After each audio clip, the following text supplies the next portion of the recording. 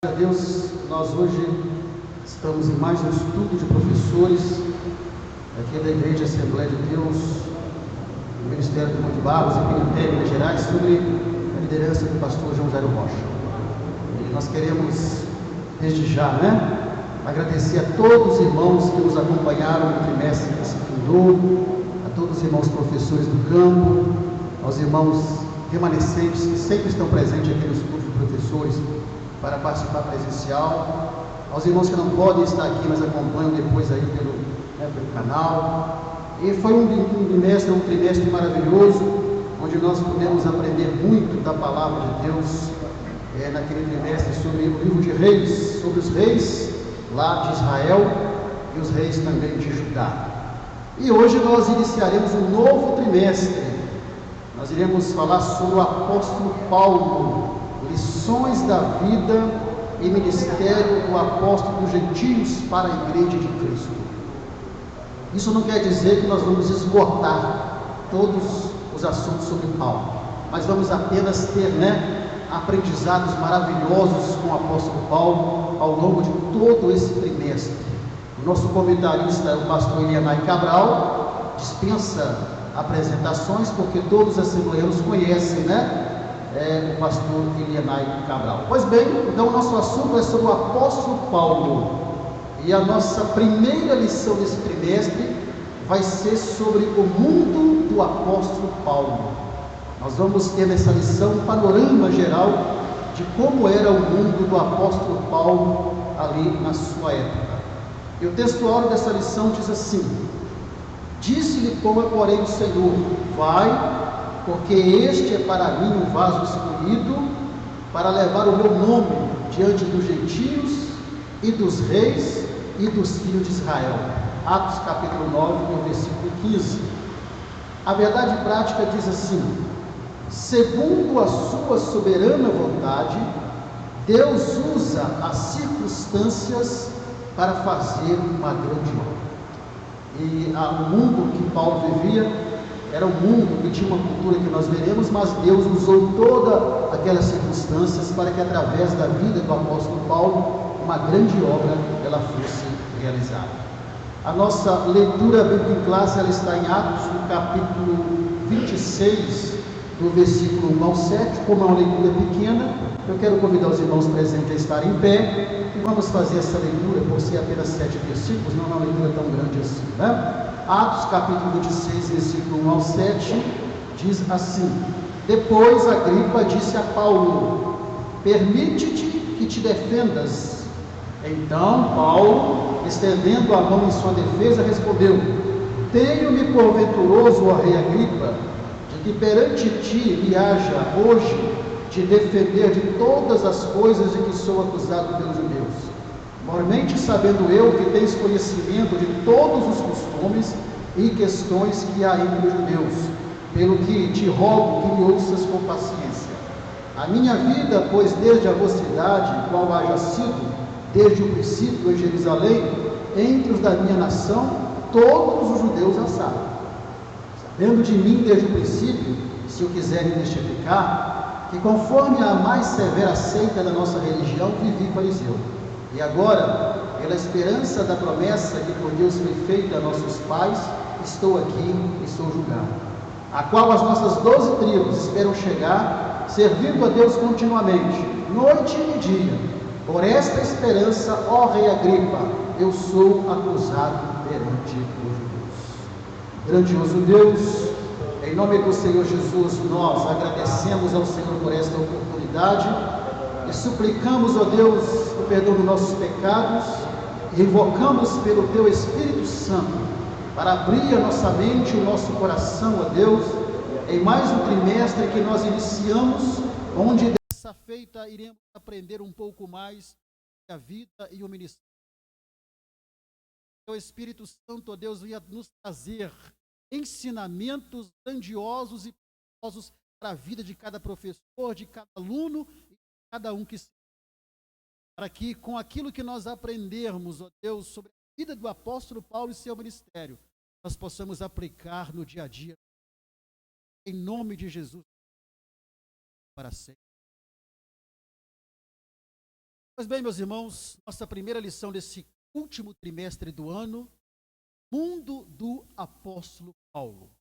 O que que nós veremos nessa lição? Nessa lição, na verdade, nós teremos um panorama, irmão, de como era o mundo que o apóstolo Paulo vivia e atuava. Por que que é tão importante nós entendermos o mundo do apóstolo Paulo? É importante porque a partir desse entendimento nós vamos conseguir entender todas as demais lições, seu contexto, a sua generalidade. Então, entender como era o mundo que o apóstolo Paulo atuava, vai abrir para nós um entendimento melhor de todas as lições. Então, nós vamos ver como era o mundo que o apóstolo Paulo atuava, nós vamos ver a atuação do apóstolo Paulo nos 3 mundos daquela época, que era o mundo romano, o mundo grego e o judeu. Vamos ver também nessa lição qual era o contexto político, cultural, religioso ali, do mundo que o apóstolo Paulo vivia naquela época, e vamos ter nessa lição ainda um panorama do chamado de Paulo. Então aqui é uma lição introdutória. Essa primeira lição é apenas uma lição introdutória, e há muitas outras coisas que não são faladas, não serão faladas nessa lição, evidentemente, serão faladas nas próximas lições de maneira mais detalhada. Essa lição é só um panorama, né? É uma visão geral acerca do mundo do apóstolo Paulo e do início ali do seu chamado. Então, é uma lição para nós termos um entendimento geral daquilo que está por vir nas demais. Pois bem, uma vez que nós já sabemos disso, nós vamos então agora ao nosso primeiro tópico. Lembrando que a participação para os irmãos está aberta, tanto presencialmente, ou para alguns irmãos que porventura estejam acompanhando aí pela transmissão ao vivo. Então vamos ao primeiro tópico, o mundo do apóstolo Paulo no Império Romano. Vamos ter aqui uma visão geral sobre o apóstolo Paulo. Bom, falar sobre o apóstolo Paulo não é fácil, né? Porque o apóstolo Paulo, depois de Cristo, foi considerado o maior apóstolo de todos os tempos. Então, o apóstolo Paulo, ele é muito conhecido em todas as religiões. É muito difícil não ter alguém que não pregue sobre o apóstolo Paulo, que não ensine sobre o apóstolo Paulo, que não fale sobre o apóstolo Paulo. Até quando você vai ministrar estudos bíblicos sobre as epístolas, o apóstolo Paulo está presente. Mas vamos lembrar alguma coisa importante aqui sobre o apóstolo Paulo. A primeira coisa é a origem do apóstolo Paulo. O irmão vai ler para nós Atos 21, 39, e vamos ver qual é a origem do apóstolo Paulo. Atos 21, 39. Paulo respondeu: sou judeu, cidadão de Tarso, cidade importante da Cilícia, permite-me me falar ao povo. Então ele vai dizer que é judeu, que nasceu em Tarso, da Cilícia. Então Tarso era uma província romana, e essa província romana, ela ficava próxima da costa oeste do mar Mediterrâneo. E nós precisamos entender que antes Tarso pertencia à Síria. Tarso não pertencia a Roma. Tarso e Cilícia, que era o estado, pertencia à Síria. Mas com a expansão do domínio romano naquela época, Tarso foi anexada, essa cidade foi anexada então ao domínio romano e passou a ser uma província romana. Você observa no mapa, ela fica bem aí na costa do mar Mediterrâneo, conforme o mapa que você está vendo mostra para você aí. Então, ele vai nascer nessa província, e embora Paulo tenha nascido nessa província romana chamada Tarso, Paulo também, ele era judeu. Tanto que quando ele vai escrever as cartas, vamos ver ele identificando isso. Então, Paulo, ele era filho de uma família judaica da tribo de Benjamim. E os seus pais faziam parte do grupo dos fariseus. Ele nasce numa província romana, mas porém ele tem sangue judeu. Olha o que diz lá em Romanos capítulo 11, no versículo 1. Pergunto, pois, acaso Deus rejeitou o seu povo? De maneira nenhuma. Eu mesmo sou israelita, descendente de Abraão, da tribo de Benjamim. Então, eu mesmo sou israelita, descendente de Abraão, da tribo de Benjamim. Então, apesar de ter nascido numa província romana, Paulo, ele tinha o sangue judeu correndo nas suas veias. E em Filipenses 3 e 5, ele vai se referir ao grupo que ele pertencia, que era o mesmo grupo que os seus pais pertenciam. Circuncidado no 8º dia de vida, pertencente ao povo de Israel, à tribo de Benjamim, verdadeiro hebreu, quanto à lei, fariseu. Então ele dá suas credenciais que nem carece de comentários. Ele vai dizer que ele pertencia ao grupo dos fariseus. Então, os fariseus todos sabemos que era um grupo religioso judeu ali. Esse grupo religioso chamado fariseu se dedicavam mais, davam mais atenção àquelas questões relativas à pureza ritual, à observância das leis, em relação à sua pureza espiritual, moral, enfim. Eles davam mais ênfase a essa questão relativa à pureza ritual da lei na vida das pessoas. Então, Paulo, ele nasce em Tarso, uma província que passou a ser romana, mas apesar disso, Paulo, ele era judeu. Sangue judeu corria na sua veia, porque os seus pais, eles eram judeus. Pois bem, agora, uma grande dúvida é Saulo ou Paulo? Porque a gente vê ao longo do livro de Atos dos Apóstolos, no início, a partir ali do início do livro, você vai ver ali, quando começa a falar sobre Paulo, na verdade, fala sobre Saulo. Então, é Saulo ou Paulo? Então, vamos ver que o nome hebraico de Paulo era Saulo. Então, lembra, ele era judeu.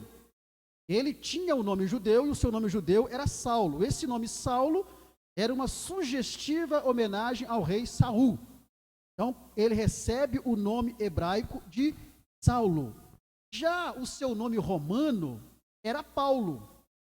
Ele vai confirmar isso em Atos capítulo 13. Lucas confirma isso em Atos capítulo 13 e o versículo 9. Olha o que diz lá, Atos 13, 9. Então Saulo, também chamado Paulo, cheio do Espírito Santo, olhou firmemente para Elimas e disse. Então, Saulo também chamado Paulo. Então, o que acontece? Acontece que todo judeu que veio da diáspora, né? O que é diáspora? Foi aquela dispersão forçada que houve dos judeus, né? Para saírem da sua terra natal. E Paulo e a sua família, eles veio da diáspora.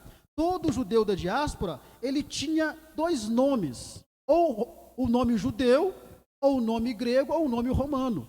Como Paulo nasceu em Roma, então ele tinha o seu nome hebraico de nascimento, que era Saulo, e tinha o seu nome romano, que era Paulo, cujo significado significa o quê? Pequeno. Então, ele tinha esses dois nomes. Todos os dois nomes eram atribuídos, um nome romano e outro nome hebraico. Depois vamos falar mais sobre isso ali na frente. Então, ele vai nascer em Tarso, nasce em Tarso, uma província romana, recebe o nome hebraico de Saulo e tem o seu nome romano de Paulo, e o seu nascimento, os teólogos calculam, porque a Bíblia não é muito precisa, mas o seu nascimento pode ter ocorrido no ano 5 antes de Cristo. O que sugere para todos nós que, quando Jesus foi crucificado, Paulo, ele poderia ter entre 30 e 35 anos. Lembrando que isso daqui é apenas, né, uma sugestão, não é algo confirmado, mas é mais ou menos aproximado nessas datas aí. Pois bem, e aqui estamos traçando o histórico de Paulo. Pois bem, uma vez que nós já sabíamos a origem de Paulo, e sobre a origem dele será falado mais durante a lição ainda, vamos aqui ver um pouco mais sobre o chamado de Paulo. Porque Paulo, todos sabemos que ele vai dar suas credenciais, e vamos deixar esses comentários para o último tópico, que é a sua vida religiosa, mas nós vamos ver que Deus, ele vai separar Paulo e vai chamá-lo a partir de uma experiência espiritual pessoal com Cristo. Olha bem, ele usa o seu nome por enquanto como Saulo, e ele vai ter uma experiência pessoal com Cristo a caminho de Damasco. Todos nós sabemos disso. Atos capítulo 9 é a história da sua conversão, e ali ele vai ter uma experiência pessoal com Cristo.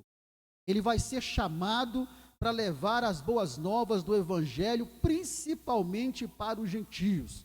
Atos capítulo 9, versículo 15, vai nos falar sobre isso. Mas o Senhor disse a Ananias: vá, este homem é meu instrumento escolhido para levar o meu nome perante os gentios e seus reis, e perante o povo de Israel. E aqui nós aprendemos uma coisa importante.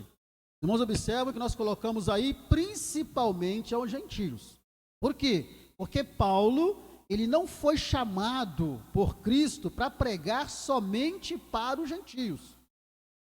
Ele sabia que o seu ministério teria uma maior atuação entre os gentios, mesmo porque entre os judeus já havia Pedro, João e outros mais, mas não significa que ele pregou só para os gentios. Vamos ver Paulo ao longo da sua história, em Atos capítulo Atos, nós vamos ver Paulo pregando também para os judeus, mas o seu chamado, ele teve um chamado principalmente para pregar aos gentios. Por quê? Deus é tão sábio, porque não havia necessidade de chamar mais um para pregar aos judeus. Já havia Pedro, já havia Tiago, já havia João. Então agora Deus vai levantar um homem com qualificações e capacitações ideais que Deus buscava para pregar principalmente para os gentios, porque até então os que haviam ali, Tiago, Pedro e João, pregavam para os judeus, mas não pregavam para os gentios, até porque Pedro entendia que a salvação era só para os judeus e não para os gentios. Mas o plano de salvação de Deus envolvia todos. Então Deus levanta Paulo para pregar principalmente para os gentios.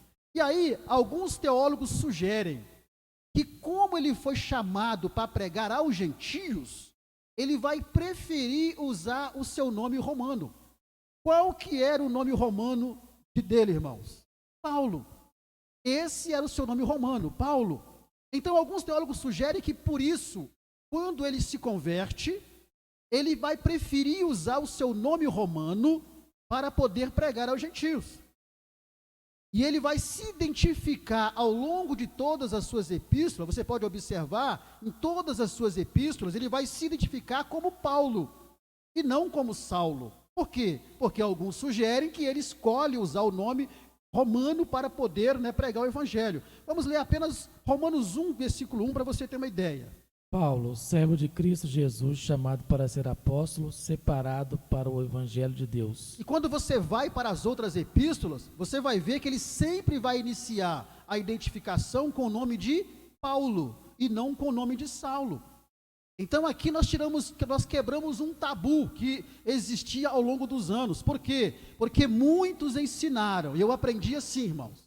Muitos ensinaram ao longo dos anos, e muitos de nós aprendemos que Deus mudou o nome de Saulo para Paulo. Que quando ele tem um encontro com Jesus na conversão, Deus muda o nome dele para Paulo, e não houve mudança de nome nenhum. Nós já dissemos aqui que ele tinha o nome romano e tinha o nome judeu. Então, sendo assim, nós podemos afirmar que Paulo, ou Saulo, ele não virou Paulo. E nem tampouco ele teve o nome mudado por Deus, não. Então, alguns sugerem que ele simplesmente fez isso, ele passou a usar o nome de Paulo exatamente como uma estratégia de evangelização para os gentios. Por quê? Porque se ele se aproxima dos gentios, se identificando como Saulo, que era o seu nome judaico, isso poderia trazer um afastamento das pessoas. Mas quando ele usa o seu nome Paulo, que é o nome romano, então ele está usando isso exatamente como uma tática de aproximação, de aceitação e relacionamento. Ou seja, ao se identificar como Paulo, alguns sugerem que isso seria mais fácil para ele abordar as pessoas, os gentios, visto que ele vai pregar para os gentios, para poder pregar o evangelho. E se ele chegasse identificando como Saulo, que é o nome judaico, isso poderia causar o quê? Um afastamento. Então, não houve mudança de nome. Deus não mudou o nome dele quando ele se converte. Não é isso que aconteceu. E nem tampouco Deus o transformou em um Paulo, não. Ele simplesmente vai usar de estratégia, de usar o seu nome romano como tática de aproximação, de aceitação, para uma melhor abordagem para a pregação do evangelho. Então não teve mudança de nome nenhum, como nós aprendemos aí ao longo dos anos, e como alguns ainda continuam ensinando aí ao longo dos anos. Pois bem, como era a geografia do mundo em que Paulo exerceu o seu chamado? Lembra, nossa lição é sobre o mundo de Paulo, mas não tem como falar sobre o mundo de Paulo se nós não lembrarmos do seu chamado. E ele, para exercer o seu chamado, ele vivia num mundo cuja geografia, primeiro, estava sob o domínio do Império Romano. Ali agora, quem dominava o mundo de então era o Império Romano. E o Império Romano dominava praticamente ali toda a Europa e se tornou a maior civilização daquela época. O Império Romano, ele vem depois do domínio dos Macabeus.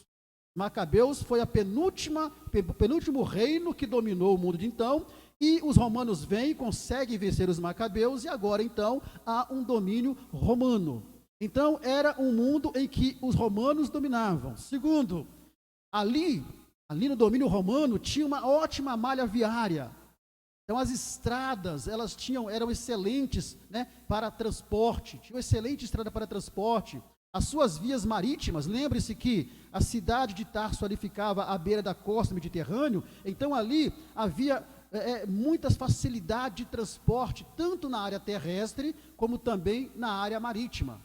Então ali era uma geografia que facilitava as viagens, facilitava o deslocamento das pessoas e qualquer outro meio de transporte que houvesse, tanto marítimo como também terrestre. Então era uma época em que havia uma grande estrutura ali no mundo de então. Isso tudo, toda essa condição, toda essa estrutura, ela vai contribuir para a propagação do evangelho e para a propagação e expansão da fé cristã. E aí Paulo, ele vai aproveitar de toda essa estrutura. É quando Paulo ele começa a empreender as suas viagens, faz a primeira, segunda e terceira viagem missionária. Então, era um mundo bem estruturado, com estradas excelentes, com uma via marítima também excelente. Além de tudo, havia um período chamado de Pax Romana. O que é a Pax Romana? Era um período de paz total que havia no domínio romano, não havia guerras, mesmo porque não havia nenhuma outra nação que era páreo para vencer Roma. Então, a Pax Romana foi um grande período de paz e prosperidade que havia ali no Império Romano. que vai de 27 a.C. até 180 depois de Cristo. Então, tudo isso tornou um ambiente propício para Paulo propagar o evangelho de Cristo. Então, era um mundo em que oferecia todas as condições para Paulo pregar o evangelho. E nós vamos ver que Paulo, ele não vai deixar essa oportunidade passar. E ele vai empenhar suas viagens missionárias para poder pregar o evangelho. Pois bem, e aí? O que nós aprendemos até aqui? Porque até agora foram fatos históricos, né? Vimos aqui apenas um panorama histórico ali do mundo do apóstolo Paulo na época do Império Romano. Mas o que nós podemos extrair de aplicações práticas para nós aqui? Que é importante o professor ter essa autoridade e esse domínio na aula. Porque não adianta você ir para a frente da classe e contar a história que eu contei aqui. A história que eu contei aqui é a história que está sendo contada.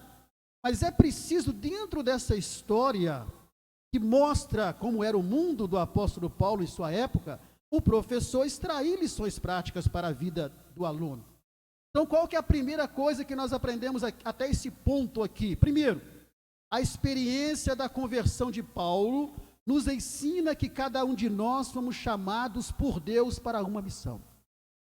Paulo, o seu mundo da sua época, que favorecia a pregação do evangelho, Deus o chamou com a missão de pregar principalmente para os gentios. Cada um de nós fomos chamados por Deus para uma missão. Temos uma missão universal que é a pregação do evangelho. Mas dentro dessa missão universal temos as submissões que cada um de nós temos nessa missão geral de pregar o evangelho. Então, primeira coisa que nós aprendemos: Deus não te chamou apenas para você ficar sentado em um banco adorando e glorificando a Ele. Deus te chamou porque Ele tem uma missão para você. E a missão, você sabe qual é essa missão. Cada um de nós fomos chamados por Deus para uma missão global, mas uma missão também individual.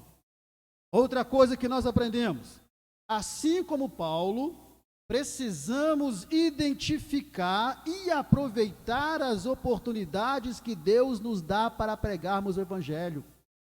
Quando Paulo percebeu toda a condição que o mundo da sua época oferecia, com estradas excelentes, com a via marítima excelente, dando condições de viajar para lá e para cá, com a liberdade religiosa que tinha, que vamos ver daqui a pouco. Então Paulo, ele soube identificar e aproveitar aquelas oportunidades. E ele não perdeu tempo. Imediatamente Paulo, ele vai iniciar a pregação do evangelho para os gentios, que era a missão que Deus o chamou. E nós? O que nós estamos fazendo com as oportunidades que Deus tem dado para nós como igreja, para cumprirmos a nossa missão de pregarmos o evangelho? Que nós vamos ver aqui, aí partimos para outra aplicação prática, é que os recursos que nós temos hoje para a evangelização, os recursos que temos hoje para pregar o evangelho, são recursos muito mais sofisticados que os da época de Paulo, tanto em infraestrutura como meio de transporte e tecnologia. Paulo, ele levava meses de um país para o outro dentro de um navio. Paulo não tinha os recursos que nós temos hoje, recursos tecnológicos que temos hoje. Apesar da estrutura viária, tanto marítima como terrestre, serem boas, mas Paulo não tinha à sua disposição a velocidade com que as coisas são feitas hoje, a velocidade com que você viaja de um país para o outro, a tecnologia da informação que você tem nas suas mãos, que nós, a igreja, temos em nossa mão para propagar o evangelho. Paulo não tinha um sistema de som, Paulo não tinha caixa de som, Paulo não tinha microfone, Paulo não tinha nenhuma tecnologia, mas mesmo assim, Paulo, ele não deixou de pregar o evangelho, ele usou todos os recursos que ele tinha. E aí vamos para outra aplicação prática, que mesmo com todos os recursos que nós temos hoje, muitos não cumprem a sua missão de pregar o evangelho. Então hoje nós temos as redes sociais, temos a internet, hoje nós temos televisões, temos emissora de rádio, de televisão, hoje nós temos carros de som, hoje nós temos todo um recurso à nossa disposição, além de vias marítimas, vias aéreas, vias terrestres, veículos com velocidade extraordinárias, enfim. Temos condição de daqui pregar o evangelho para o mundo inteiro, sem nem mesmo precisar deslocar através da internet, mas mesmo assim, muitos não estão cumprindo a sua missão, não estão aproveitando todas as condições que o mundo de hoje oferece para pregar o evangelho. As condições que o mundo de Paulo favorecia para a pregação do evangelho não chegam aos pés das condições que o mundo de hoje nos oferece. Mas mesmo assim, muitos não estão cumprindo a sua missão. Às vezes, perde-se muito tempo nas redes sociais, mandando umas mensaginhas de motivação daqui, de motivação dali, perde-se muito tempo com asneiras nas redes sociais, no uso da internet, da tecnologia, e não a utiliza para aquilo que realmente é importante, que é a pregação do evangelho. Então, essas são as aplicações práticas que nós podemos extrair desse ponto. Cada um de nós precisamos, como igreja, identificar, usufruir, aproveitar as oportunidades que Deus tem nos dado de toda a infraestrutura, como meios de comunicação, de transporte para a pregação do evangelho. Porque, repito, o mundo de hoje é um mundo mais sofisticado que o mundo da época do apóstolo Paulo. Irmãos, tranquilo até aqui? Alguma participação, algum comentário que os irmãos queriam fazer? Amém, pode fazer, irmão. Ô Luiz, interessante você mencionou aí a Pax Romana. A Pax Romana foi um cenário que Deus também parece que escolheu para que Jesus viesse num período de tranquilidade, né? Tinha guerra nessa época, então você comentou que foi favorável a Paulo, mas foi favorável também a Jesus, né? Isso mesmo, boa lembrança. A Pax Romana, que foi esse período de paz, né, que havia ali no domínio romano, favoreceu também o nascimento de Cristo, porque Cristo vai nascer exatamente nesse período da Pax Romana, que é uma paz total em todo o domínio romano, uma convivência civilizada entre romanos, judeus e gregos. Isso tudo favoreceu, né, ali também o nascimento de Cristo. Irmão Paulo, o microfone aqui para o nosso irmão João, né, poder participar.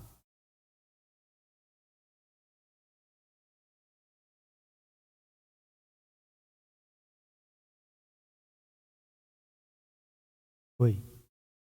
Não podemos esquecer também, né, irmãos, que através do Império Romano também, do Império Grego, a língua também foi espalhada, o grego facilitou muito também na época, né? Então, eu vou dizer uma coisa, segura aí, pregador. Segura aí, porque é o nosso próximo tópico, é isso? O nosso próximo tópico, então, mais alguma participação que vocês queiram fazer? Pastor quer fazer alguma...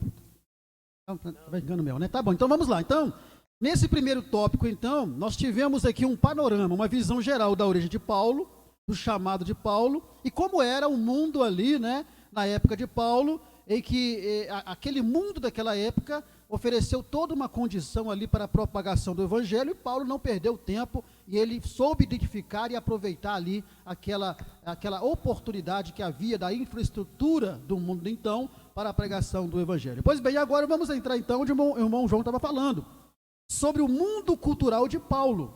Qual era o contexto cultural naquele mundo de domínio romano em que Paulo ele vivia? Primeiro, a língua mundial da época de Paulo. O irmão começou a dizer, qual era a língua mundial ali que dominava na época de Paulo? E aí nós vamos ver o seguinte, que a língua mundial da época de Paulo era o grego koiné. Para os judeus, o hebraico e o aramaico eram as línguas nativas. Só que, no entanto, o grego koiné foi a língua que se tornou uma língua natural adotada pelos romanos. Tendo que Paulo, como poliglota que era, né, ele tanto falava e escrevia fluentemente tanto o grego como o hebraico e o aramaico. Então Paulo ele dominava com certeza o grego koiné. E aí você tem uma imagem, né, do alfabeto do grego koiné. Mas como é? Porque o domínio era romano. Então, teoricamente, racionalmente, a língua que teria que ser dominante seria qual, irmãos? Alguém sabe embaixo? Por ser um domínio romano, qual deveria ser racionalmente a língua dominante? O latim. O latim, não é isso? Mas, no entanto, não era. Mesmo sendo um domínio romano, a língua predominante era o grego koiné. Por que que isso aconteceu? Porque quando Alexandre o Grande ele conquistou o mundo civilizado, isso veio antes de Roma, ele conquistou o mundo civilizado daquela época do tempo dele. Qual que foi a preocupação de Alexandre o Grande? Foi exatamente espalhar a língua e a cultura grega por todo o seu domínio. Então, nessa época, né, ele espalha toda a cultura grega e a língua grega ali no seu domínio. E aí, assim como o inglês, para nós hoje, é uma língua internacional, o grego koiné vai se tornar a principal língua, mesmo no domínio romano. Por quê? Porque quando Roma domina, aí Roma vence a Grécia e domina o mundo de então, o que se falava em todo o mundo daquela época era o grego koiné. Então, mesmo sob o domínio romano, Roma preferiu deixar que a língua dominante continuasse sendo a língua koiné. Mas isso foi por acaso? Não, irmãos, não foi por acaso. É claro que Deus estava nisso. É claro que Deus estava por trás dessa manobra. Por quê? Porque para Deus interessava que a sua palavra, ela fosse difundida e compreendida numa língua comum. Qual que era a língua comum de então? O grego koiné. Imagine só agora Roma ter o trabalhão que Roma ia ter para poder ensinar latim todo mundo. Para introduzir latim nas escolas, ia ser um trabalhão muito grande, mas isso era Deus por trás. Então, como a língua comum era o koiné, se tornou a língua comum, o que Deus faz então? Aí Deus, por trás de tudo, os romanos então, eles vão permitir que a língua predominantemente seja o grego koiné, mesmo estando sobre o domínio romano. E como prova disso, nós vamos descobrir que o Novo Testamento, ele foi escrito exatamente na língua grega koiné.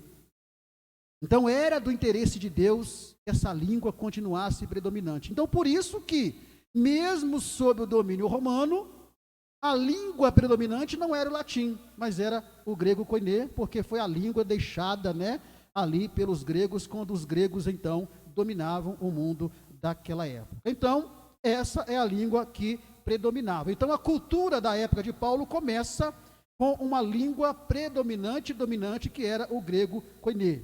Segundo, como era o mundo cultural da época de Paulo? Então, o mundo cultural, o contexto cultural envolve uma língua mundial que era o koiné.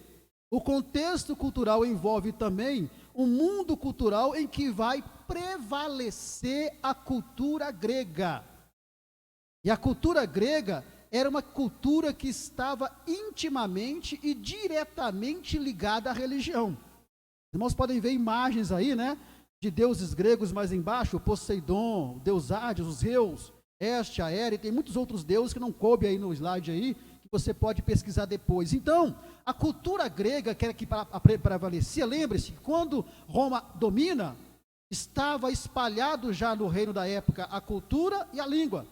E a cultura grega estava ligada diretamente à religião. Então, como a cultura grega, ela estava ligada diretamente à religião, o que o Império Romano vai fazer? O Império Romano, ele vai respeitar os deuses das demais religiões. Ele vai respeitar a diversidade religiosa, desde que os outros também respeitassem os seus deuses. Não é adorar os deuses deles, é respeitar. Como nós que vivemos no país idólatra, mas nós respeitamos, né? Respeitamos a religião que adora imagem de escultura. Nós não adoramos, mas respeitamos eles que adoram. Então, da mesma forma, quando Roma domina e a cultura grega é a que predominava, o que eles fazem então? Eles vão respeitar toda a diversidade religiosa, desde que os demais também respeitassem os deuses do Império Romano. Isso vai facilitar para que Paulo pudesse pregar com liberdade o Evangelho. Então nós vemos que Paulo, ele é um homem tão astuto que ele percebe toda a condição de estrutura que o seu mundo de então tinha, ele percebe a cultura que tinha ali, ele percebe que havia uma liberdade religiosa desde que houvesse respeito entre as religiões, e ele então vai usar disso para pregar com liberdade o Evangelho. Ele não vai ter problemas quanto às autoridades na pregação do Evangelho. Por quê? Porque havia dentro da cultura daquela época, então, uma liberdade religiosa. Então vimos O contexto cultural envolvendo a língua predominante e dominante, que era o grego koiné. Vimos o contexto cultural envolvendo ali uma liberdade religiosa, porque a cultura grega estava diretamente relacionada à liberdade religiosa, e é a cultura que vai prevalecer no domínio romano. Mas havia também, dentro do contexto cultural, o mundo filosófico da época de Paulo. Porque a liberdade religiosa, ela é boa, mas a liberdade religiosa, ela abre portas para algumas influências negativas. E foi justamente isso que aconteceu ali em Roma. Como havia essa liberdade religiosa, o que aconteceu? Abriu-se as portas para a influência filosófica grega, por meio de um movimento que chamava gnosticismo, ou os gnósticos. E o que era o gnosticismo, ou os gnósticos, que é algo que vem da cultura grega? O que eles ensinavam? Então, os gnósticos, eles ensinavam, primeiro, que a matéria era essencialmente má e que o espírito é essencialmente bom. Então, logo, eles negavam a encarnação de Jesus, porque, segundo eles, Jesus não poderia se encarnar no ser humano, porque o corpo humano é mau, a matéria é má. Então, não haveria como Jesus se encarnar em algo que é mau. Eles negavam a encarnação de Jesus. Segundo, eles ensinavam que a salvação só pode ser obtida por meio do conhecimento e não da fé. Mas não era qualquer conhecimento. Era um conhecimento esotérico, um conhecimento que só era adquirido por aqueles que tinham sido iniciados nos mistérios do sistema gnóstico. Ou seja, não era conhecimento de faculdades, não era isso. Então, para eles, a salvação só vinha através de um conhecimento que a pessoa adquiria a partir do momento em que ele se iniciasse lá nos mistérios do sistema gnóstico, que envolvia o esoterismo. Então, a igreja, ela vai sofrer ali, nessa época, não por causa do Império Romano. Então, a igreja, ela vai sofrer muito mais ali com os desafios das heresias que vão surgindo no seio da igreja. Por quê? Porque o gnosticismo partiu do seguinte: olha, eles estavam misturando, é o que diz a imagem do quadro aí. Eles misturavam filosofia grega com doutrina cristã. A soma de filosofia grega com doutrina cristã dava um resultado de quê? De heresias filosóficas. Essas heresias filosóficas geravam o gnosticismo, que é exatamente um dos resultados dessa associação de filosofia grega com doutrina cristã. Então, eles misturavam ensinamentos cristãos com filosofia grega e vão gerar, então, o gnosticismo, que vai ensinar exatamente isso que nós já falamos aqui. Então, o mundo filosófico de Paulo, da época de Paulo, era um mundo que estava permeado por falsos ensinamentos. Era um mundo que estava permeado por falsas doutrinas, por heresias. E essa era a grande dificuldade, o grande desafio da igreja.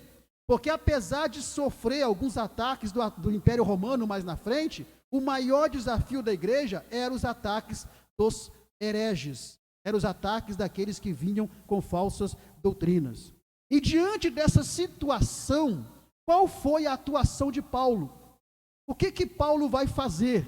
Então, no próximo slide, nós vamos ver Paulo agora tendo uma atuação. E diante dessa atuação de falsas doutrinas, em que se misturava a doutrina cristã com filosofia grega, Paulo, ele vai ter que fortalecer a doutrina cristã. Ele vai ter que fortalecer a doutrina sobre Deus, a doutrina sobre a fé. Ele vai ter que fortalecer a doutrina sobre Cristo. Ele vai ter que fortalecer a doutrina sobre o Espírito Santo, sobre a salvação. Então, Paulo, diante desse contexto cultural que envolvia essa filosofia, grega de uma heresia, Paulo, ele vai se tornar o maior defensor do evangelho puro e genuíno de Cristo. Ou seja, Paulo vai defender um evangelho no qual não pode haver mistura. Paulo vai defender um evangelho puro, um evangelho no qual não haja sincretismo. E você vê ao longo das cartas que Paulo escreve, Paulo vai escrever praticamente a metade do Novo Testamento, 13 epístolas Paulo vai escrever, você vê Paulo em defesa da fé, você vê Paulo defendendo um evangelho puro, um evangelho santo, um evangelho de transformação, de mudança de vida. Então, a atuação de Paulo vai ser uma atuação em que seu maior inimigo não vai ser o Estado, mas o seu maior inimigo vai ser os hereges, aqueles que estavam introduzindo heresias no meio da igreja. E ele então se torna o maior e grande defensor do evangelho de Jesus Cristo. Pois bem, e aí, o que nós aprendemos aqui nesse segundo tópico, dessa parte da história, desse mundo da época de Paulo? Então, primeira aplicação prática, mesmo com um número enorme de línguas, idiomas, dialetos, o evangelho é pregado em todo o mundo. Vivemos num mundo hoje onde a língua dominante é o inglês. Todo lugar que você for no mundo, fala-se o inglês. Mas temos muitas outras línguas, idiomas e dialetos, e mesmo assim, o evangelho, ele continua sendo pregado em todo o mundo.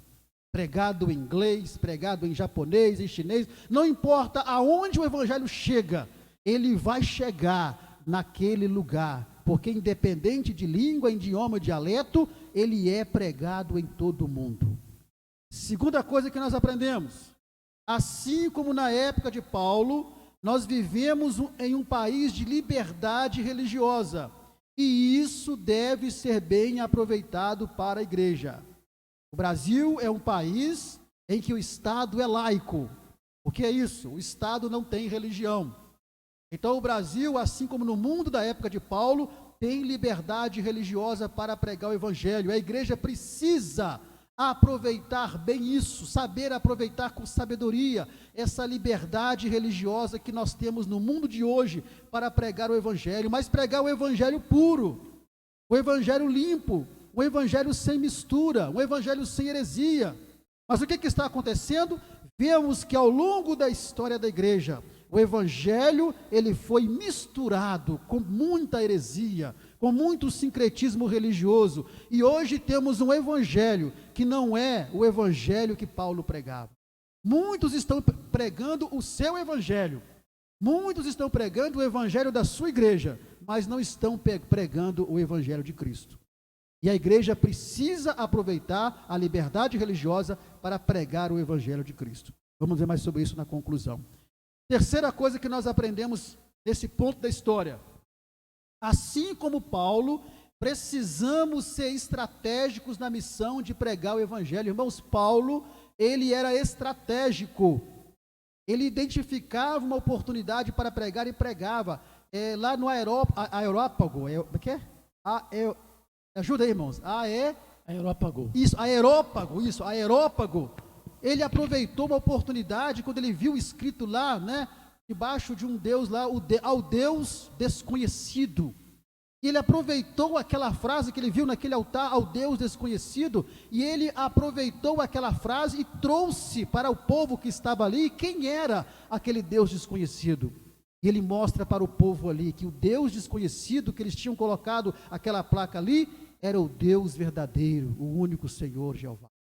Então Paulo era estratégico, ele usava das estratégias para pregar o evangelho, e nós vemos que toda a sua capacitação vai ser usada para pregar o evangelho. Então, assim como Paulo, a igreja hoje, ela precisa ser estratégica na missão de pregar o evangelho, precisa traçar, né, estratégias para poder pregar o evangelho, e Paulo, ele fazia isso. Outra coisa que nós aprendemos, é que assim como na época de Paulo, o evangelho tem sofrido influências da cultura, da filosofia, das ideologias, gerando um secretismo religioso que precisa ser combatido.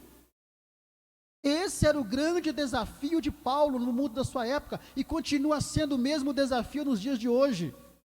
Combater as influências negativas que vêm com a cultura do país, que vêm com as filosofias, que vem com as ideologias, diga-se de passagem, ideologia de gênero, todas que vem gerando no meio do povo de Deus um sincretismo religioso, uma mistura de crenças, que leva o povo à idolatria, que leva o povo a crer em objetos para receber uma bênção, que leva o povo a crer em alguma coisa que tenha um ponto de contato para ser abençoado. Então, se não tiver a carteira de trabalho, a porta de emprego não vai ser aberta. Se não orar com a foto da pessoa, a pessoa não é abençoada. Se não tiver o travesseiro ungido, o lenço ungido, o martelinho ungido, e por aí vai, muitos objetos ungidos, a bênção não vem. O que é isso? Tudo isso é fruto da influência de um sincretismo religioso. Então, o maior desafio da igreja hoje é exatamente o mesmo desafio de Paulo.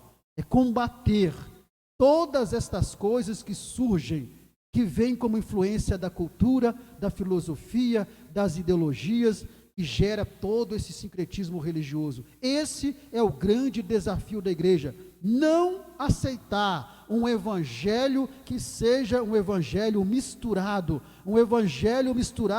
com todas estas coisas que estão aí, que leva o povo a viver uma vida de qualquer maneira, mas que não leva o povo a viver uma vida de santidade. E Paulo, ele vai mostrar ao longo das suas epístolas que esse foi o seu grande combate. Trazer para o povo um ensinamento de um evangelho puro e genuíno que leva o povo para a santificação e para a santidade. Amém, irmãos? Tranquilo até aqui, os irmãos presentes? Alguém quer falar alguma coisa, comentar, perguntar? Os irmãos têm total liberdade. O pastor ali vai dar a sua participação. Sim, fiz de tolo para ganhar os tolos, e fiz de sábio para ganhar os sábios. Então Paulo tinha mensagem para pregar nos ambientes, ele ia pregar o evangelho. Hoje, é quando eu estou falando por irmão, hoje nós temos pregadores, vai pregar na igreja, tem irmão, e eles querem pregar a palavra de muito conhecimento. Muito bem. Na nossa revista, eu falei aqui uma vez, a nossa revista, irmão, tem muito ensino teológico que às vezes fala para nós portugueses uma palavra e fala para outra palavra em grego, o hebraico, mas não põe o glosaico daquela palavra no livro. Bom, entendeu aqui? Uhum. Às vezes eu vejo uma palavra, quando ela é em português, entendi, mas quando ela é em inglês, ou quando ela é hebraico, ou que ela é grego, eles não põem a interpretação daquela palavra na revista. Como é que o senhor vai ensinar a classe hoje? Só tem irmão idoso, não tem irmão entendido, sábio. Como é que o senhor vai passar aquela palavra para aquele irmão? Ela não tem. A gente o que faz? Procura no dicionário. Como eu tenho uma fontezinha boa em casa, eu vou procurar ela para depois eu entender ela, para depois então falar para o aluno, irmão, entendeu? Uhum. Então é isso aí. Então, Paulo, ele tinha mensagem apropriada justamente no lugar que ele chegava. Era igual a Jesus. Jesus tinha mensagem para os fariseus e tinha mensagem também para o povo daquela época dele, que não tinha nenhum conhecimento. Entendi. Então é que o irmão está falando aí. Essa era uma das táticas, né, que Paulo usava.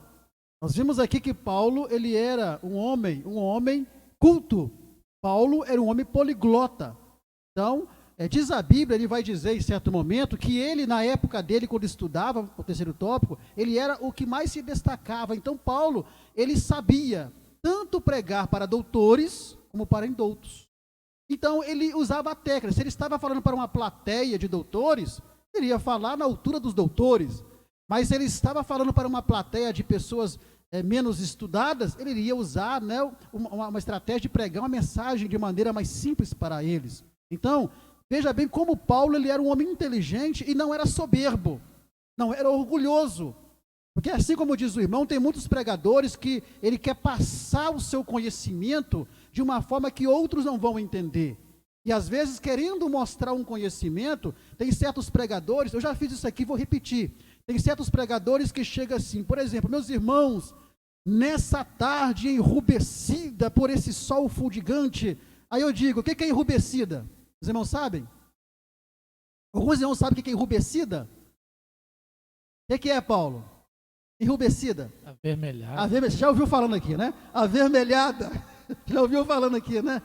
Avermelhada. Mas por que o cara não fala avermelhada logo então? Para que falar nessa tarde enrubescida, desse sol causticante? Gente, fala tarde avermelhada, mas o cara quer passar que ele conhece, né? Que ele tem conhecimento. E Paulo não era assim.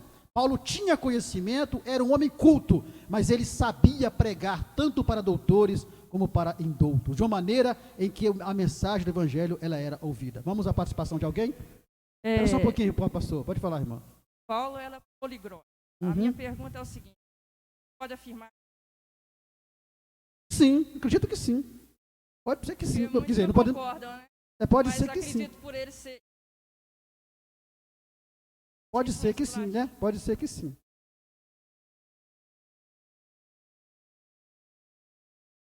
Passa o microfone para o pastor, por favor, senão que o pessoal que está assistindo ou que vai assistir, né, não vai conseguir ouvir o pastor falando. Foi um engenheiro pregar numa cidade do interior, numa igreja lá na zona rural, no mato. Ele pregou e depois ele falou que ele era poligrota. Aí levantou o irmãozinho lá no meio e falou: mamãe, eu também pulo grota. Pode falar, irmão. Ele pregou e falou: irmãos, eu sou poligrota. Levantou o irmãozinho simples: não, o senhor é poliglota, eu também sou, eu pulo grota também. Para que isso, né? Irmãos, o irmão trouxe para nós aqui que esses pregadores que costumam, né, querer falar difícil, né, para poder passar um conhecimento, chama-se esnobismo filosófico, né? Esnobismo vem de esnobar, né? Então ele quer esnobar conhecimento, aí ele dispara palavras difíceis que ninguém entende bolufas nenhuma e a igreja sai sem entender nada que ele está falando. Então Paulo não era arrogante a esse ponto não. Paulo, apesar de ser um poliglota, a plateia é simples, evangelho pregado simples. Doutores, então vou falar como doutores, porque também, se você for falar para doutores de um modo também errado, você não vai conquistar também aquela plateia. Então Paulo tinha essa técnica. Irmãos, amém? Tranquilo até aqui? Quem mais quer falar? Irmão Zé. Pai do Senhor, a gente viu, a gente tem a rapidez de evangelizar e a facilidade é grande, mas no meio dessa dinastia que nós estamos vivendo aí, nós acaba copiando, nós não, o povo que estuda a Bíblia, faz teologia, líderes e comunitários da igreja, entrando no bom senso dos outros, olhando, ou às vezes não copia diretamente, mas tem uma esquinha pequenininha e traz para o nosso meio. Sonhar sonho de Deus. Você passa 30 anos, em Deus que você nasceu do ventre, como Davi disse, nasci em pecado no ventre da minha mãe, foi concebido, sonhando em ter um império nesse mundo, faz até uma campanha. Pede para Deus o que você tem 30 anos esperando, porque lá no INSS é 35 esperando para aposentar. Pede Deus para te aposentar, você está com 20 anos ainda. Só se Deus eleger você para você ir lá fazer. Aí você vai aposentar para invalidez, né? Então tudo isso daí é o que? É um sincretismo religioso que veio influenciado pela cultura, pelas ideologias, que gera tudo isso daí que nós estamos vendo. Sim, irmão Paulo? Luiz, falando desse esnobismo filosófico. É só lembrar que Jesus adequava a fala dele usando elementos simples para as pessoas entenderem, né? Exatamente. Usou o arado, usou muito termos que as pessoas estavam habituadas ali para pregar, né? Ensinar e pregar, exatamente. A simplicidade na fala para que as pessoas compreendessem. Possam entender, né? Possam entender. Então, irmãos, assim chegamos então no mundo cultural, como era o mundo, né? O contexto cultural no mundo de Paulo. Primeiro, era um contexto onde havia uma língua mundial que era o koiné grego. Era um contexto em que a cultura ela era dominada pela cultura grega. Logo, então, como a cultura grega estava diretamente relacionada à religião, então havia uma liberdade religiosa desde que se respeitasse os deuses romanos. E também, dentro do contexto cultural, havia o mundo filosófico de Paulo, que foi uma mistura de doutrina cristãs com ensinamentos filosóficos da cultura grega, que gerou o gnosticismo ou gnósticos, que ensinam aquilo que nós já dissemos aqui. E Paulo, então, vai ter uma atuação de combater e defender o evangelho puro e genuíno de Cristo. Pois não? Quem pediu a oportunidade? Ô, pastor, sim. Na época de Paulo aí, o secretismo religioso estava invadindo aquela época, né? Hoje, nossos dias, nós temos que aprender e ensinar o que é certo. Exatamente. Não é ficar fazendo volta, não, porque o povo está se corrompendo. Entendeu? E o que acontece? Para fazer uma campanha, vamos fazer uma campanha de 7 dias lá. Precisa de 7 dias, é um dia só. Jesus opera. Nós falamos sobre isso aqui não. numa das lições passadas aí, né? A pessoa condiciona a bênção de Deus aos 7 dias. Quer dizer que a pessoa faltar um dia não vai ser abençoada. Tudo isso é o quê? Influência de cultura, ideologias, filosofias, que vai gerando esse sincretismo religioso. Então, resumindo esse tópico aqui, o mesmo desafio que Paulo tinha lá no seu mundo de então, para pregar o evangelho em relação à cultura, à filosofia, né? É o mesmo desafio que nós temos hoje, de combater todas essas influências que vêm através da cultura, da filosofia, das ideologias, que vai gerando esse sincretismo religioso, que tem levado o povo de Deus à idolatria, irmão. Idolatria.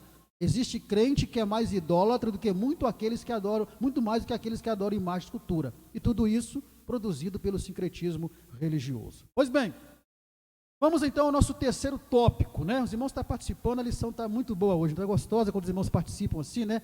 Fica mais gostoso a aula. Mas vamos lá então, o mundo religioso de Paulo. Se tiver alguém assistindo ao vivo e quiser participar, mande a sua pergunta aí, que a nossa irmã lê a pergunta para nós aqui, e nós, né, o seu comentário também fica aberto para você aí. Vamos lá. Agora vamos ver o mundo religioso de Paulo. Vamos ver, dentro desse mundo religioso de Paulo, nós vamos ver a vida religiosa de Paulo. Nós vamos ver que Paulo, ele era um homem religioso. Até antes da sua conversão, ele era um homem extremamente religioso. Então, primeiro, nós já vimos lá atrás que os seus pais eram judeus, então logo o sangue judeu corria na veia dele. E ele fazia questão de declarar isso, que ele era judeu, apesar de ter nascido numa província romana. Então ele fez questão de, primeiro, declarar isso em sua defesa em Jerusalém. Estava sendo julgado ali, não porque cometeu um crime, não porque era um ladrão, nada disso. Estava sendo julgado por inveja dos religiosos, aqui após a sua conversão. Então aqui, nesse julgamento, ele faz questão de declarar também que ele era um judeu. Atos 22:3. Sou judeu, nascido em Tarso, da Cilícia, mas criado nessa cidade. Fui instruído rigorosamente por Gamaliel, na lei dos nossos antepassados, sendo tão zeloso por Deus quanto qualquer de vocês hoje. Então, tudo isso porque os religiosos da época de Paulo, esse era o contexto religioso, eles não acreditavam na descendência judaica de Paulo, não aceitavam. Então, a primeira coisa que Paulo vai fazer é declarar em sua defesa que ele era um judeu. Eu sou judeu de nascimento. Vivi nessa cidade, mas eu sou judeu de nascimento. E ele vai confirmar também isso ao combater aquela ideia errada dos falsos mestres que haviam naquela época lá, os mestres judaizantes no judaísmo, que desconfiavam da sua linhagem judaica. Como eu disse, aqueles mestres, falsos mestres judaizantes, eles desconfiavam de que Paulo tivesse uma linhagem judaica. Filipenses 3:5 vai mostrar isso para nós. Circuncidado no 8º dia de vida, pertencente ao povo de Israel, a tribo de Benjamim, verdadeiro hebreu, quanto à lei, fariseu. Então os irmãos ali de Filipos, alguns mestres falsos ali, estavam colocando em questão diante da igreja de Filipos, estavam colocando ali em questão a linhagem judaica de Paulo. E aí Paulo vai dizer, né, que ele era judeu, circuncidado ao 8º dia conforme a lei, da descendência da tribo de Benjamim, do grupo dos fariseus. Então ele estava dizendo, confirmando ali a sua linhagem judaica, porque estavam questionando perante as igrejas de que se realmente Paulo era judeu ou não. Estavam querendo incutir na mente dos irmãos ali que Paulo era apenas romano, para poder provocar possivelmente uma rejeição dos irmãos para com Paulo. Então, vemos que ele era um judeu de nascimento, mesmo sendo judeu, vamos rever de novo aqui, mesmo sendo judeu, Paulo possuía também a cidadania romana. Então ele tinha duas cidadanias, a romana e a judaica. Atos 22 e 25. Enquanto o amarravam a fim de açoitá-lo, Paulo disse ao centurião que ali estava: vocês têm o direito de açoitar um cidadão romano sem que ele tenha sido condenado? Então, ali no seu julgamento, né, por causa da inveja dos religiosos, eles começaram a açoitar a Paulo como punição. E aí Paulo, ele vai invocar a sua cidadania romana. Ele vai dizer, olha, é lícito, é direito vocês espancarem, açoitarem, sem decisão judicial, um romano, um cidadão romano. Agora, como é que Paulo, sendo judeu, ele tinha cidadania romana? É muito fácil. Provavelmente a cidadania dele foi adquirida, primeiro, ou por compra, porque Paulo veio de uma família abastada, né? E pode ser que a família comprou a sua cidadania, mas ele está dizendo que é por nascimento, porque ele nasceu numa província de Roma, lembram-se disso, em Tarso, da Cilícia, e ele nasceu nessa província, mas ele também tinha a cidadania judaica, porque era judeu também, de linhagem judaica, ou então ele conseguiu essa cidadania através de deferência do Império Romano, visto que os pais dele eram bem de vida, eram prósperos comerciantes ali em Tarso, pode ser que o governo romano deu, né, ali a cidadania romana para a família de Paulo. Então, resumindo, Paulo, mesmo sendo judeu, ele possuía também uma cidadania romana, tinha duas cidadanias, e ele invocou essa cidadania ali no seu julgamento. Então vemos que ele é um judeu de nascimento, também, porém, com cidadania romana, e Paulo, ele era também um judeu criado e praticante da fé judaica. Ele foi um judeu criado segundo a fé judaica, e ele veio a ser praticante da fé judaica, judaísmo. Então nós vamos ver que Paulo, ele era um religioso extremamente zeloso. Aqui estamos falando isso antes da sua conversão, ele era um religioso extremamente zeloso. Em que sentido? No sentido de cumprir fielmente e piamente a lei de Moisés. Ele buscava cumprir piamente a lei de Moisés. Vamos ler 3 versículos para nós confirmarmos isso. Primeiro, Gálatas 1,14. No judaísmo, eu superava a maioria dos judeus da minha idade e era extremamente zeloso das tradições dos meus antepassados. Vendo, no judaísmo eu superava aqueles da minha época. Ou seja, ele se destacava no cumprimento das leis mosaicas. Era extremamente zeloso pelo cumprimento da lei judaica. E o Atos 26 e 5, olha o que ele diz. Eles me conhecem há muito tempo e podem testemunhar. Quiserem que, como fariseu, vivi de acordo com a seita mais severa da nossa religião.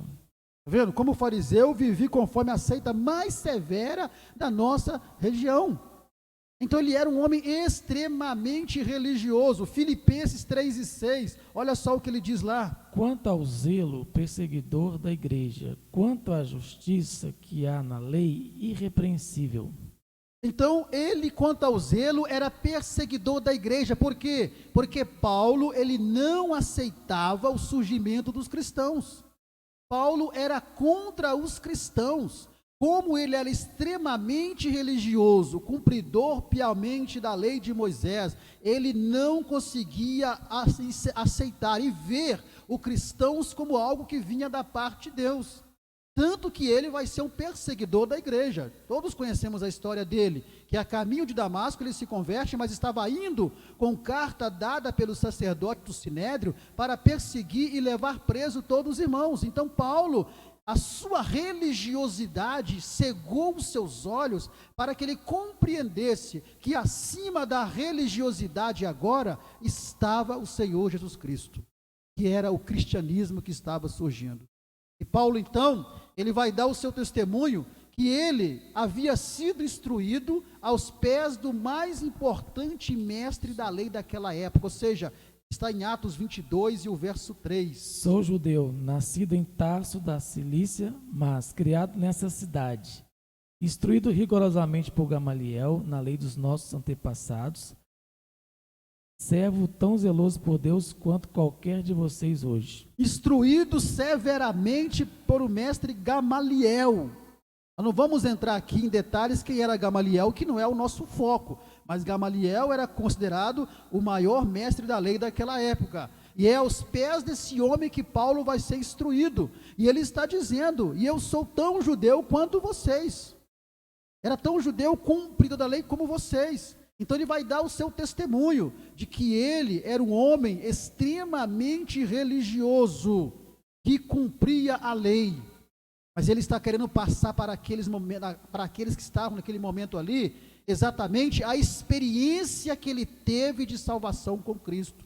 Ele estava dizendo, em outras palavras, que a religiosidade dele não estava valendo de nada, que tudo mudou a partir do momento que ele teve o encontro pessoal com Cristo. Quando nós temos um encontro pessoal com Cristo, a nossa vida muda completamente. Então, nós podemos ver que Paulo, então, ele era um homem extremamente religioso. O mundo religioso de Paulo estava envolvendo não apenas todas aquelas religiões de deuses falsos, mas também o cristianismo. E o palco de pregação de Paulo agora estava montado. Nós vimos que Paulo foi chamado para pregar principalmente os gentios, e todo o palco da sua pregação já estava montado. E esse palco era o mundo dos gentios. Um palco que foi montado pelo Espírito Santo, e Paulo ele vai começar a pregar o evangelho em todo esse mundo da época, e ele vai estabelecer igrejas. Por onde ele passava, ele começa a estabelecer igrejas. Nós vamos ver que Paulo, ele vai se tornar o maior embaixador de Cristo, o maior pregador do evangelho, o maior pastor, evangelista, missionário, teólogo e plantador de igrejas. Vai empreender 3 viagens missionárias. O mapa que nós vemos aí é da sua 2ª viagem missionária. Então ele vai, no mundo na época, ele vai aproveitar todo aquele palco que foi montado pelo Espírito Santo, de paz, de tranquilidade do reino, de estrutura, de malhas viárias e marítimas, de condições para pregar o evangelho, de liberdade religiosa. Toda aquela condição foi o palco da pregação de Paulo. E ele então, ele vai aproveitar tudo isso. E nós vamos observar, irmãos, que na missão de Paulo, os maiores inimigos de Paulo não foram os governantes romanos. Isso é interessante. Paulo não foi perseguido pelos governantes romanos. Paulo não era impedido de pregar pelos governantes romanos, não. Os maiores inimigos de Paulo foram os próprios religiosos, os próprios judeus. Era eles que levaram Paulo para ser julgado. Era eles que tentavam atrapalhar o ministério de Paulo. Eram os religiosos, os guardadores da lei. O governo romano, conforme dissemos aqui, tinha total liberdade para se pregar toda e qualquer religião, mas os religiosos judeus é que se tornaram os maiores inimigos de Paulo na pregação do evangelho. E ele vai dizer que sofreu muito na mão de muitos falsos irmãos, exatamente porque eles não aceitavam a nova doutrina que para eles Paulo agora estava trazendo, que era o cristianismo. Então hoje, os maiores inimigos da igreja continuam sendo o mesmo, os religiosos. As autoridades, por enquanto, o Brasil é um país laico, o Brasil é um país que tem liberdade, mas os maiores inimigos do evangelho hoje são os próprios religiosos. Por quê? Porque aquele que é religioso não aceita um evangelho puro, aquele que é religioso não aceita um evangelho de transformação. Esses são os piores inimigos do evangelho, que querem o evangelho para ser segundo as suas próprias vontades e comportamentos. Um evangelho em que possam continuar vivendo a vida que estão vivendo. Mas Paulo, ele simplesmente vai pregar o evangelho puro, genuíno e verdadeiro de Cristo. Para finalizarmos aqui, qual que é a aplicação prática que nós tiramos deste último tópico aqui dessa lição? Primeiro, o que nós aprendemos? Primeiro, assim como Paulo, nós temos dupla cidadania. Olha o que Paulo disse em Filipenses capítulo 3, versículo 20. A nossa cidadania, porém, está nos céus, de onde esperamos ansiosamente um Salvador, o Senhor Jesus Cristo. Está vendo? Lembrando aos irmãos que a versão que está sendo lida é a NVI, a nova versão internacional. Então ele está dizendo, a nossa cidadania está onde? Nos céus. A nossa cidade está nos céus. Então, assim como Paulo, nós temos dupla cidadania. Nós somos cidadãos dessa terra, mas acima de tudo somos cidadãos dos céus. Isso é motivo de nós glorificarmos a Deus. Segundo, assim como Paulo precisamos usar o nosso conhecimento e capacitações na obra de Deus. Paulo, todo o conhecimento que ele tinha, toda a sua capacidade, todas as suas capacitações, tudo aquilo que ele aprendeu, ele vai usar em favor da obra de Deus. Então, nós precisamos aprender tudo aquilo que nós aprendemos de metodologia, de táticas, de técnicas, conhecimento que nós adquirimos, assim como Paulo, nós precisamos usar os nossos conhecimentos para a realização da obra de Deus. E Paulo, ele fazia isso. Terceiro, o mundo de hoje é o palco que o Espírito Santo preparou para que preguemos o Evangelho com graça e poder. Assim como Deus preparou um palco para Paulo pregar, o mundo de hoje é o palco da igreja, que já está montado há muitos anos. Então a igreja precisa pregar o Evangelho com graça e poder nesse palco que está montado e que vai ser desmontado um dia. Mas até que esse palco seja desmontado, a igreja precisa estar pregando o Evangelho a este mundo. Quarto, nós aprendemos que muitos são os inimigos da pregação do Evangelho nos dias de hoje. Mas como Paulo, nós não podemos parar. Paulo sabia que os seus maiores inimigos ali na pregação do Evangelho eram os próprios judeus, os religiosos.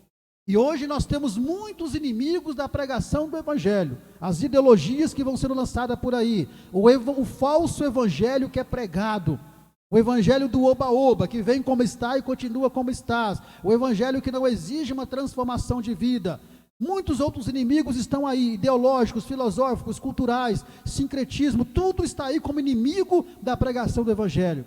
Mas Paulo não desistiu, e nós também não podemos parar diante dos inimigos da pregação do Evangelho. Amém, irmãos? Para nós concluirmos a nossa lição de hoje, se faz necessário que a igreja no mundo hoje, porque nós analisamos o mundo de Paulo, então se faz necessário que a igreja no mundo hoje cumpra a sua missão, usando de todos os recursos e meios que dispomos, e não são poucos, zelando para anunciar o verdadeiro Evangelho. E qual que é o verdadeiro Evangelho? Está lá em Romanos capítulo 1 e o versículo 16. Não envergonhe do Evangelho, porque é o poder de Deus para a salvação de todo aquele que crê, primeiro do judeu, depois do grego. Então a parte A diz, porque não me envergonho do Evangelho, porque é o poder de Deus para a transformação de todo aquele que crê. Esse é o verdadeiro Evangelho. Esse é o Evangelho puro e genuíno de Cristo, o Evangelho que traz transformação na vida do homem.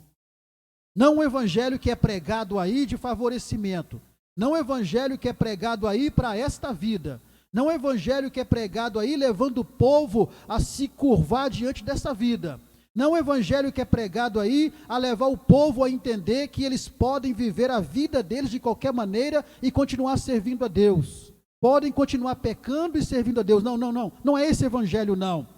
É o verdadeiro Evangelho que provoca a transformação de vida. É o verdadeiro Evangelho que causa o novo nascimento na vida do homem. É esse Evangelho que a igreja precisa estar disposta a pregar e zelar para que as pessoas possam alcançar a salvação, independente do contexto cultural, independente do contexto político, independente do contexto religioso, independente do contexto filosófico, independente de qual situação, a igreja precisa se posicionar como Paulo se posicionou, de não baixar a guarda, combater tudo isso e se firmar na pregação do verdadeiro evangelho puro, genuíno e sem sincretismo religioso. Amém, irmãos? Que o Senhor nos abençoe e que nós possamos cada dia mais, aprender a palavra de Deus. A próxima lição que nós estudaremos semana passada vai dar continuidade a tudo aquilo que nós precisamos, aprender acerca da vida de Paulo. No próximo slide ali, você colocou, irmã? O próximo slide? Onde tem a propaganda? Não, né? Mas depois você verá que na descrição desse vídeo nós temos um link onde você pode ser direcionado ao nosso grupo no WhatsApp, onde você poderá receber semanalmente os materiais que nós aqui usamos em PDF e também em slide. Irmão Fernando vai colocar para nós o próximo slide aí, e você vai entrar em contato conosco, e será um prazer poder atender você de todo o Brasil aí, que deseja receber gratuitamente esse material. Nosso objetivo é ajudar os irmãos professores, tanto locais do nosso campo, como aqueles outros irmãos espalhados pelo Brasil afora, que queiram receber esse material para ajudar na sua aula. Meus irmãos, vamos estar em pé, em nome do Senhor Jesus, agradecer a Deus por mais essa aula maravilhosa. É lógico que aqui não se esgota o assunto, aqui é só um subsídio para ajudar os irmãos, e eu tenho certeza que amanhã nós teremos uma excelente escola bíblica dominical. Grandioso Deus, em nome do Senhor Jesus, nós agradecemos ao Senhor por mais essa aula. Obrigado a Deus pelo Teu Espírito Santo, pelos irmãos que estão presentes aqui, pelos irmãos que estão acompanhando em casa e que irão acompanhar posteriormente. Ó Deus, que o Senhor possa abençoar cada professor, que tenhamos uma EBD amanhã, ó Pai, onde cada um de nós, juntamente com nossos alunos, possamos sair renovados, ó Deus, possamos sair daquela aula, ó Pai querido, fortalecidos e vivendo a prática da Tua palavra. Leva-nos em paz, é o que nós te pedimos, em nome do Senhor Jesus. A graça de nosso Senhor Jesus Cristo, o amor de Deus e a comunhão do Espírito Santo sejam com todos, desde agora e para sempre. Amém e amém. Que o Senhor vos abençoe.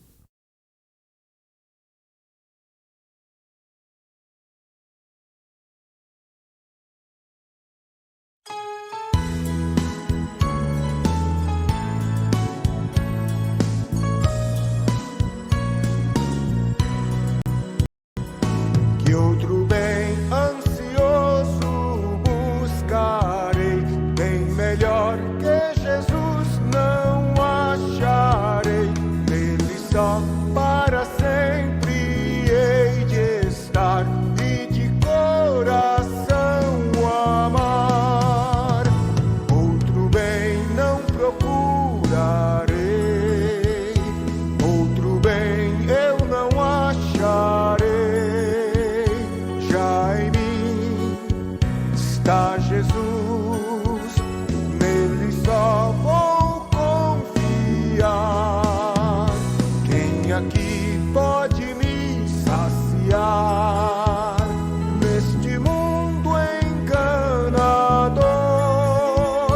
Só Jesus, Jesus, só Jesus, Jesus, Rei meu e fiel Senhor. A vaidade do mundo acabará, tudo aqui a seu tempo findará, para sempre somente há de durar